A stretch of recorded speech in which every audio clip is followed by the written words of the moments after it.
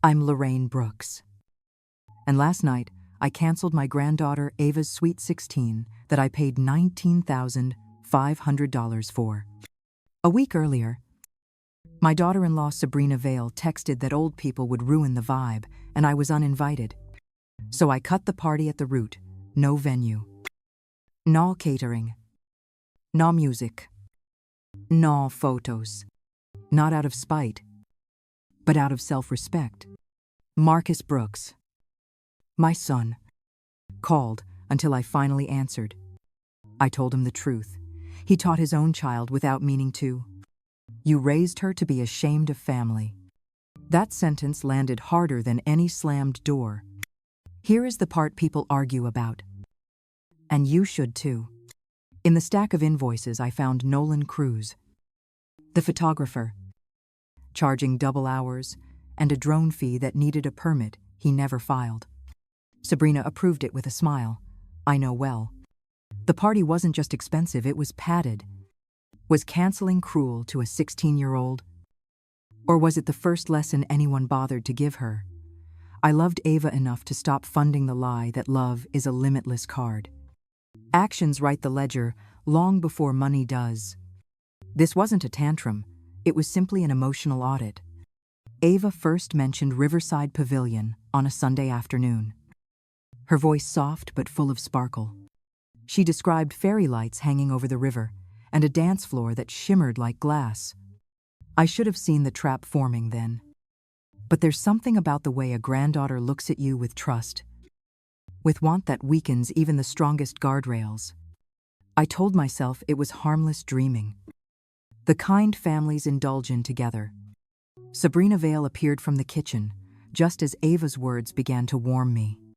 She carried a tray of tea, something she'd never done before, and set it down with surgical precision. You don't have to worry about this, Lorraine, she said, her smile polite but rehearsed. That's when I felt it, a shift in the air. The scent of calculation wrapped in charm. Ava kept going, unaware or pretending not to be. The venue, she said, cost $8,000. But the photos online looked magical. Sabrina chimed in softly about how teenage girls only get one Sweet 16. How memories were worth more than money. The words sounded generous, but they were aimed like darts. Each landed exactly where my heart was most unguarded. By the time Ava finished her pitch, I could already see Robert's face in my mind. The way he used to say, "Don't let loneliness sign your checks, but grief is a persuasive salesman." I told them I'd think about it, though I knew that was a lie. I'd already stepped into the web, they just needed to tug. Once I agreed to help, the requests began to multiply like cracks in a window. First came the decorations, imported linens from a boutique in Chicago that charged more for delivery than the items themselves. Then a DJ who once played for celebrities, his fee higher than most wedding bands. Sabrina handled each call with professional ease, sliding the invoices toward me like cards in a rigged game. Ava followed her mother's rhythm perfectly. She showed me photos of parties dripping with neon lights and luxury backdrops, saying she didn't want to look basic. Each image was another whisper of inadequacy, a reminder that love now had a price tag. I found myself nodding, signing, paying, not because I believed in the spectacle, but because I didn't want her to feel less than her friends. That's how guilt disguises itself as generosity. By the third month, I'd written checks totaling $15,000. I told myself it was fine, I could afford it. And Ava would remember this forever. But each signature felt heavier than the last, like I was financing my own erasure. Sabrina always appeared at just the right moment, thanking me sweetly, reminding me how image is everything at that age. Her voice was silk covering steel. The final straw was the dress. $2,500 for a gown Ava would wear once. I tried to reason, but her voice trembled. The same tone she used as a child when she wanted something she shouldn't have. "Please, Grammy, it's my special day." I wrote the check. Knowing I was feeding a hunger that would never stop, the text arrived on a quiet Tuesday morning while I was reviewing the final payment receipts. It was from Sabrina. She wrote that Ava had decided her Sweet 16 should be a young people's event and that older family members might make her friends uncomfortable. "Hope you understand," she ended, as if she were doing me a kindness. I read it twice before realizing there was no misunderstanding. No typo softening the blow. I was being uninvited from the party I had single-handedly paid for.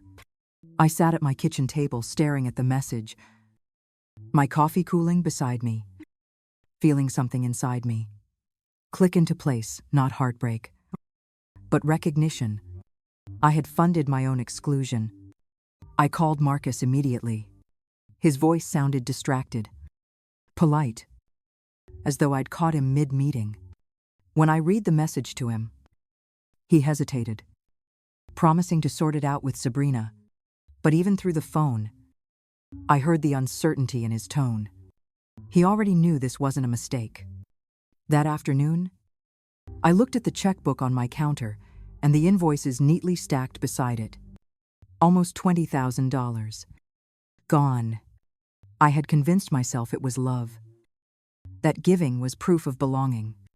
Now I saw it clearly. To them, I was an accessory useful until the spotlight turned on. By the next morning, the humiliation had cooled into calculation. Old habits die hard. And before I retired, I'd spent decades as a county auditor trained to see where numbers lied. So I poured another cup of coffee, opened my binder, and started calling every vendor on those neatly stacked invoices. If they thought the grandmother they'd brushed aside was just sentimental, they were about to learn how precise a broken heart could be. Keisha Rowan at Riverside Pavilion was the first to pick up. She spoke brightly about how beautiful the setup looked and how final payment had cleared that morning. I asked her about their cancellation policy and could hear the pause. That small flicker of caution when someone realizes they might have underestimated you. "Emergencies," she said, "could make exceptions." I took note of her exact words and the timestamp. Next, I called Jeppy's Catering. Their manager hesitated before confirming that every ingredient for the Italian menu had already been purchased. When I asked what would happen if I needed to cancel, her tone dropped, an octave professional. Uneasy. Then came the florist, the DJ, and finally, Nolan Cruz, the photographer. His invoice listed pre-shoot hours on a date I knew he'd been working another event. I had the geotagged proof saved on my tablet from his public post. By the time I hung up the last call, the full picture had formed. Every vendor had been paid in full under my name. Every check traceable to my account. But I wasn't just the financier, I was the legal client. That meant I, not Sabrina, had the authority to pull the plug. I looked at the folder of receipts, then at my reflection in the kitchen window. Sometimes the most expensive option is still the right one. Marcus showed up that evening, his shoulders tense, his expression caught somewhere between guilt and exhaustion. He didn't wait for an invitation inside. Just stood in my living room, shifting his weight like a boy about to confess something. "Mom, we need to talk," he started, already defensive. I motioned for him to sit, though I had no intention of making him comfortable. He said Sabrina had explained everything, that Ava was just going through a phase, that teenagers cared too much about appearances. He used the word phase like it could erase what had been done. I listened, silent, letting him twist himself into excuses. When he finally paused, I asked if he thought a phase justified taking $20,000 from someone and then erasing them from the guest list. Marcus ran a hand through his hair, the same nervous tell he'd had as a teenager. "It's not about the money," he muttered. But it was. Every dollar carried the weight of what I'd poured into this family time. Patience, love, and now humiliation. I pulled out the folder I'd prepared, spreading copies of checks and receipts across the coffee table. "That's what your daughter's embarrassment cost," I said quietly. He looked down. Shame, blooming slow but real. I didn't yell. I didn't need to. "Be a father, Marcus," I told him, "and start by teaching your daughter what respect costs." By Friday night, the house was silent, except for the ticking of the kitchen clock. The contracts were spread before me like evidence in a trial. I reread every clause, every cancellation term, and every signature that bore my name. This wasn't vengeance anymore, it was administration. Justice. Written in fine print. "Atnina," I called Keisha Rowan at Riverside Pavilion. She sounded startled but respectful when I told her to cancel the event. I offered to cover any penalties and asked for written confirmation before midnight. Her reply came within minutes, confirmed per client authorization. I could almost hear the sound of Sabrina's carefully built image beginning to crack. Next was Jeppy's Catering. Their manager stammered about the cost of ingredients.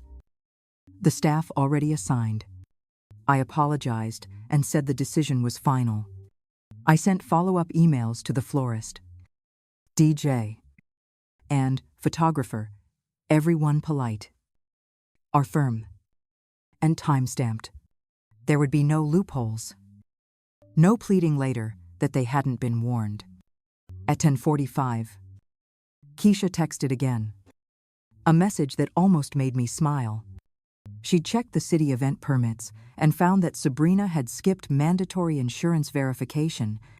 If I hadn't canceled, the party could have been shut down by inspectors mid-celebration. For the first time all week, I felt something close to peace. When I turned off the lights, the house glowed faintly from the street lamps outside. Tomorrow, the guests would arrive to find nothing but an empty venue. Reputation is a currency too, and tonight, I'd stopped financing theirs. The morning sky was gray, a thin drizzle misting the windows when the doorbell rang. I already knew who it was before I looked through the peephole. Ava stood on my porch in her pajamas. Mascara smudged. Hair still curled from a rehearsal that would never happen. Her voice cracked the moment I opened the door, asking if I could fix it. As though this were just another teenage misunderstanding. I invited her inside. The air between us, heavy with unspoken truth. She sat at my kitchen table, the same one where she'd begged for the party months ago. Her hands shaking around a glass of orange juice. "Everyone's expecting it?" she whispered. "All my friends know." I didn't answer right away. I needed her to hear the silence, to feel what consequence sounds like. When I finally spoke, my voice was calm. I asked if she thought it was right to take money from someone she didn't want in the same room. The question hung between us, solid as the table separating us. She tried to speak, but the words fell apart with her composure. The tears came fast. Rough, unfiltered, the kind that wash away illusions. Looking at her, I saw both the child I'd loved and the young woman she might still become. Compassion tugged at me, but discipline held stronger. I told her softly, "Sweetheart, I can't unteach what's already been learned." The lesson had arrived, just not wrapped in balloons and fairy lights. It was barely 9 when the next knock came sharp, insistent, entitled. Through the window I saw Sabrina Vale, still in her designer blouse. Her expression, a mask of fury. She didn't wait to be invited in. She pushed past me. Her perfume arriving before her apology. "Where is she?" she demanded, eyes scanning the room until they landed on Ava at the table. Red-eyed and trembling. Sabrina launched into accusation before I could speak.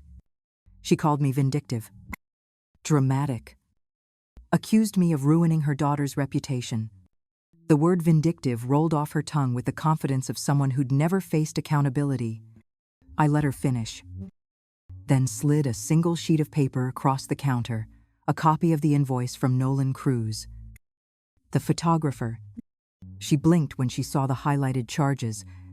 Pre-shoot hours billed for a night Nolan had been posting from another event, and drone fees requiring a city permit he never applied for.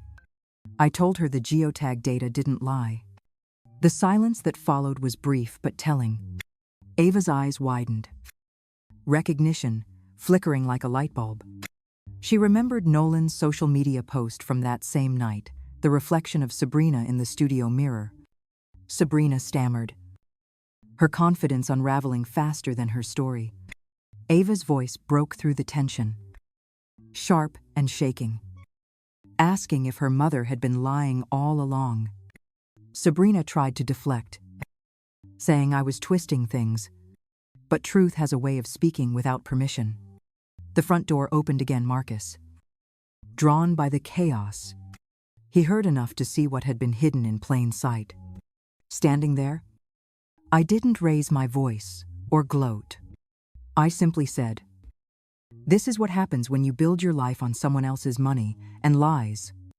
For once, Sabrina had no rehearsed response, only silence and the sound of her own mask cracking. 3 weeks later, I sat in Victor Hale's office, the trust papers spread across his mahogany desk. He'd been my friend and attorney for years, the one person I trusted to make things airtight. The documents before us weren't about revenge, they were about boundaries written in law. Victor asked if I was certain, and I told him certainty was the only thing I had left. Every asset I owned, the house, the investments, Robert's life insurance, would transfer into a conditional trust. Ava would receive an education fund, entirely inaccessible to Sabrina. Marcus would inherit a modest portion only if he maintained a respectful relationship with me, verified by Victor himself. If he didn't, his share would be redirected to a community scholarship under Robert's name. Sabrina must have sensed something shifting, because she launched a campaign of false concern. She sent messages claiming I was mentally unstable and that Marcus should take control of my finances. The final straw came when Maya Delgado, my banker, called to report Sabrina had phoned, pretending to be me asking about account activity. That wasn't concern, that was trespass. Victor tightened the structure, ensuring Sabrina could never touch a cent. He warned me that this would ignite more conflict, but I was past fearing fire. Let them burn their illusions. I said, the trust would activate immediately, cutting Sabrina out completely. For the first time in years, I felt something close to safety, the kind that doesn't need approval, just signatures. The following Monday, I released what Victor called my open letter. It wasn't dramatic, just a simple, factual account of what had happened. I listed dates, amounts, and who had authorized each transaction. No accusations, no venom, only receipts. Truth doesn't need adjectives when the evidence is clean. Within hours, the letter circulated through the neighborhood group and the school parent network. Some called me heartless for embarrassing my own family. Others said I'd done what every parent and grandparent secretly wished they could do: draw the line. Keisha Rowan from Riverside Pavilion even confirmed the cancellation details publicly, stating everything had been paid in my name. The silence from Sabrina's circle was louder than any defense. The community split down the middle. Half believed I'd gone too far, the other half called it poetic justice. But in every discussion thread, one sentence kept reappearing. She taught them a lesson they'll never forget. For me, that was enough. I hadn't set out to ruin reputations, only to reclaim my own. That evening, I watched the sun dip below the horizon. the online chatter still echoing faintly through my phone. I knew the gossip would fade, but the message would stay. Respect. On s'est lost. Costs more to rebuild than any party ever could. A few weeks later, Ava came to visit carrying something pressed to her chest, a worn leather photo album I hadn't seen in years. She set it on my kitchen table and flipped through the pages. One by one, her fingers trembling. In every milestone: birthdays, school plays, graduations, I was there beside her, smiling, holding her hand.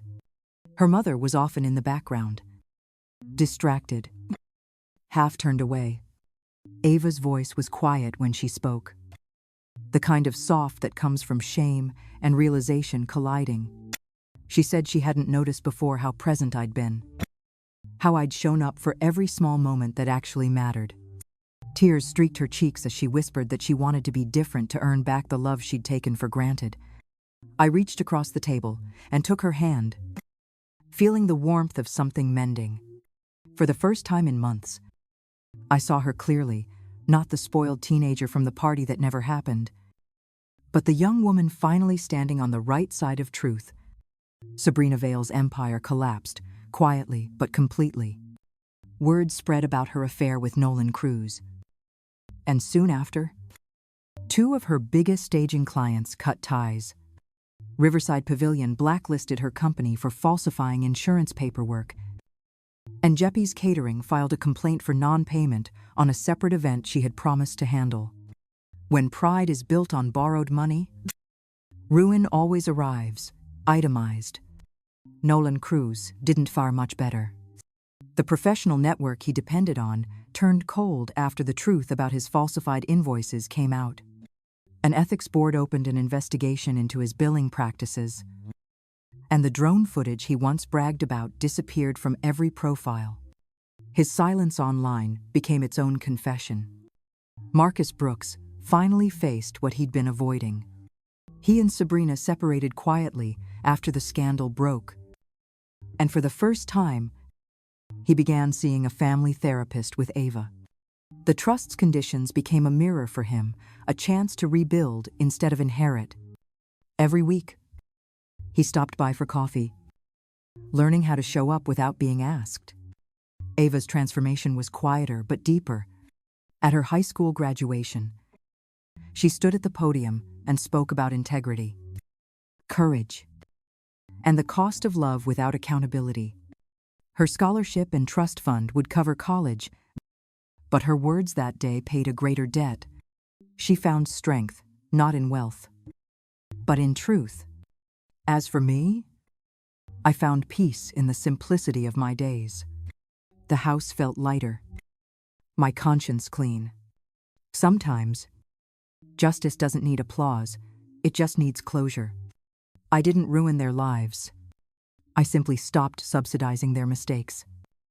And that, in itself, was the ending everyone had earned.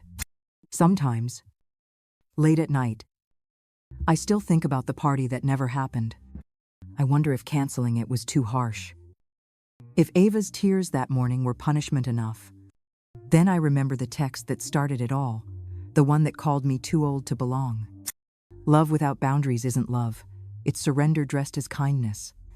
So, tell me, what would you have done? Would you have shown mercy? Or drawn the line like I did? The lights by the river are long gone now, but the question still burns. Maybe justice, like family, is never as simple as it looks. Thank you for staying with me through this story. If it struck a chord or reminded you of your own battles, share your thoughts. Below your voice matters here. Don't forget to subscribe for more true-to-life stories of justice, strength, and redemption. Until next time, take care of your peace.